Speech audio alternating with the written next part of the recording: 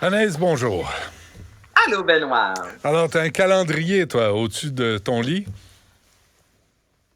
Le mien, pour l'instant, a beaucoup de couleurs, beaucoup de chocolat, puis c'est pour Albert. Mais Ah ouais. il reste encore quelques jours avant le 1er décembre, donc on sait jamais. Je voulais te Ah, parler des calendriers. Ben non, mais toi, est-ce que tu es un gars de calendrier de l'Avent? C'est ça que tu vas me non, dire. zéro. Non, Non, on dirait que je m'attendais à ça. Tes enfants? Y en a-tu chez vous? non. T'es interdit. Non? Bon. Pas de plaisir. Oh, Pas de fun. Pas, pas de chocolat. pas de Ça- plaisir, pas de fun, juste le Non. Grinch. Voilà. Ah oui. Tout con- Va pelleter la neige dehors. Oh, ça me donne envie d'aller faire un tour durant la période des fêtes chez vous, Oui. Benoît, c'est incroyable. Donc, je voulais te mettre de l'avant des calendriers de l'avant qui sont un peu plus sexy, évidemment, pour les couples. Ce sont les entreprises québécoises, notamment chez Ross Compagnie. C'est le calendrier de l'amour. Ok, donc, c'est 24 jours, Benoît, de découverte et souvent, le classique, je te dirais, des calendriers de l'avant.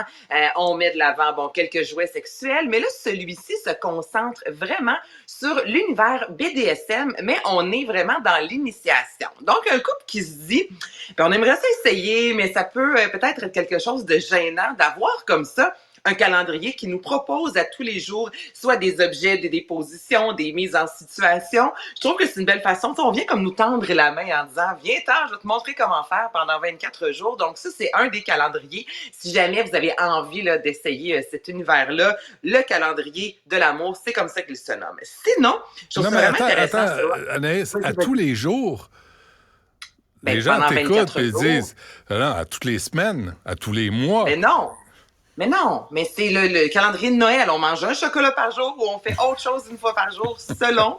Mais moi, OK, des fois, c'est tu vois, bon. j'ai pas envie de chocolat, ben j'en mange deux le lendemain. Fait que là, après ça, vous faites ce que vous voulez. J'ai rien à dire Non, mais là-dessus. c'est ça quand même. Ben non, C'est une mais c'est bonne ce que je idée. fais. Non, mais c'est Parfait. vrai, des fois, je peux pas les manger tous les jours. Ah Donc, non. des fois, j'en garde plus pour quelques jours par la suite. Bon, on revient, s'il te plaît, à la chronique. Honey, OK? Ça, c'est un 7 jours avant Noël, Benoît, et ça met de l'avant de la lingerie sexy. Et ce que je trouve formidable, c'est que c'est très inclusif. Donc, compagnie québécoise qui est pour toutes les tailles inimaginables. Donc, je trouve que ça vient jazzer un peu la relation de couple pendant une semaine de temps. On ajoute justement du piment à notre vie. C'est une belle façon aussi d'explorer si vous êtes moins à l'aise avec la lingerie. Donc, un calendrier de 7 jours seulement.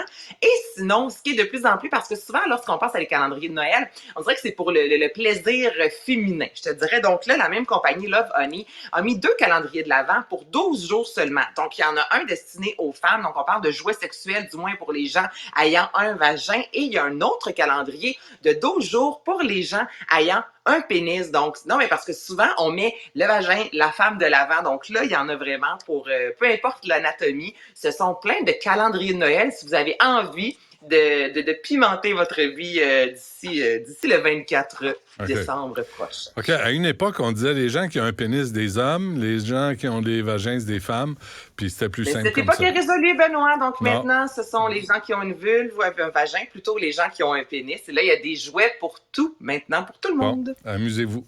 À quelle heure? À quelle heure? Vas-y, continue la À quelle question. heure les femmes se masturbent, se masturbent-elles le plus?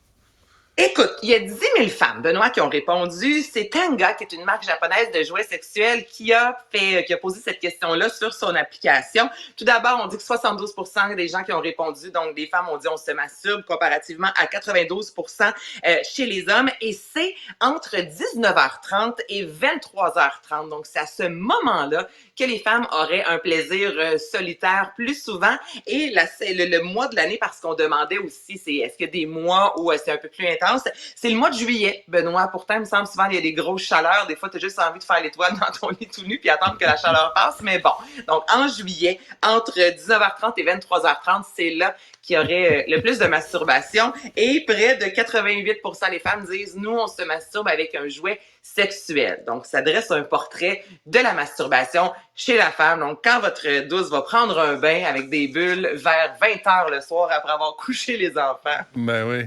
Sacrez-lui patience. Vous savez peut-être ce qui se passe. Non, mais ça fait du bien, là. Ben oui. On devrait être content, là. On devrait vous encourager.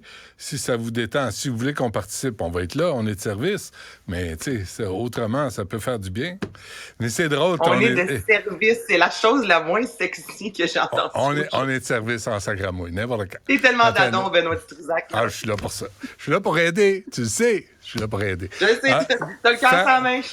Faire l'étoile au mois de juillet en attendant que la chaleur passe. OK. Pas pire. Non, mais t'as l'image. Hey, on a tous fait ça là, avant, là, surtout quand j'habitais à Montréal en appartement. Il n'y a pas de ventilation. Ouais, hein? Là, t'es dans le lit, tu peux pas bouger. Puis c'est comme on va juste attendre que la chaleur passe. Là. Ouais. On l'a tous déjà fait. Là. Absolument. Je te contredirai pas là-dessus. Anaïs, merci. On se reparle demain. Yasmine Abdel-Fadel suit à l'instant. Cube Radio à la télé, dès le 11 janvier. Voir une radio pas comme les autres? Cube Radio, bientôt à l'écran. Gardez le nez dans